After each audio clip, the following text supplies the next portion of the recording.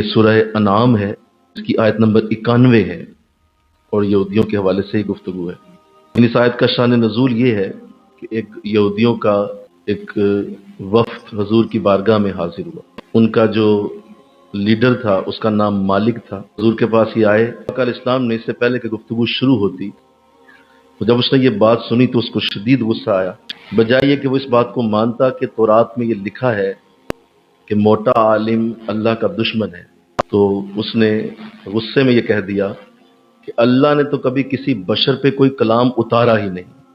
کہ آقا علیہ السلام نے پھر ساتھ ہی فرمایا، ٹھیک ہے اگر تم کہہ رہے ہو کہ اللہ نے کسی بشر پہ کچھ بھی نہیں اتارا، موسیٰ علیہ السلام نے تورات کہاں سے لی؟ اب یہ ظاہر ایک ایسا جواب تھا جو اسے لاجواب کر گیا، اور جو اس کے ساتھ آئے ہوئے تھے وہ الٹا اسی کو برا بلا کہنے لگے۔ ہم تو تجھے لائے تھے سوال و جواب کے لیے، اور تو نے ہماری بےزتی بھی کرا دی، اور آج تورات کا بھی انکار کر رہے، اور اپنی ہی اس گفتگو میں پھنس گئے اور یوں وہ یا وہاں سے چلے گئے۔ تو یہ تو اس واقعے کا، اس آیت کا پس منظر تھا۔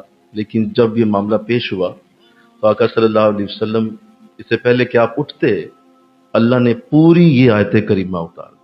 سامنے ذرا غور کیجئے، اس آیت کے اوپر ذرا نظر اٹھائیے۔ یہ پوری آیت اللہ نے اتار دی کہ اے نبی یہ کیسے بدبخت ہیں، اور اتنے اعلیٰ انداز سے ان کو عزتیں دی ہوئی تھیں، ان کو بڑے نبی ہم نے دیے، ان کو ہم نے بڑی بڑی عزتوں سے سرفراز کیا، ان کی بڑی قدر کی تھی، لیکن انہوں نے اللہ کی قدر ویسے نہیں کی ہے جیسے اللہ کی قدر ہونی چاہیے تھی۔ اور دیکھو کیسا جملہ بول گئے ہیں کہ اللہ نے کسی بشر پہ کچھ بھی نہیں اتارا۔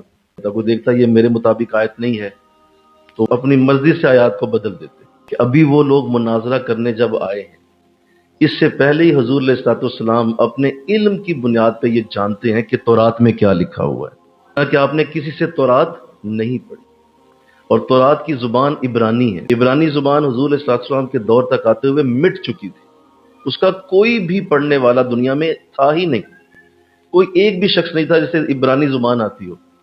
حضور علیہ الصلوۃ والسلام تورات بھی جانتے ہیں اور عبرانی زبان بھی جانتے ہیں۔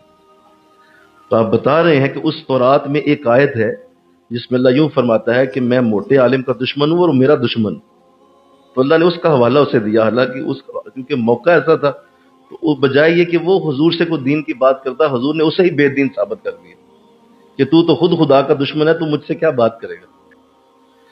تو میرے نبی کے علم کی محبت کی آیت ہے، یہ نبی علیہ السلام کے عشق کی آیت ہے، نبی علیہ السلام کے پیار، اور آج تک یہودیوں کے ہاں اس چیز کی جو ہے وہ تکلیف بھی ہے، ظاہر ہے اسی چیز کا درد ہے انہیں، اور وہ آج تک جو مجھ سے ہمارے دشمن ہیں اس کی وجہ بھی یہی ہے کہ انہیں پتہ ہے کہ ہم غلط ہیں۔ تو آقا علیہ السلام نے اپنے علم کو وہاں جب پیش کیا تو اللہ نے برکت آپ کو دی۔ اور یہ بھی یاد رکھیے کہ اگر آقا علیہ السلام کے جتنے بھی اوصاف ہیں، جتنے آپ کے وصف ہیں تو والے ہیں، اگر ان سارے اوصاف کی لسٹ بنائی جائے تو ان میں سب سے اوپر جو آپ کا وصف ہے وہ علم ہونا ہے۔ آپ کو اتنا علم ہے جو اللہ کے بعد کسی اور شخص کو نہیں۔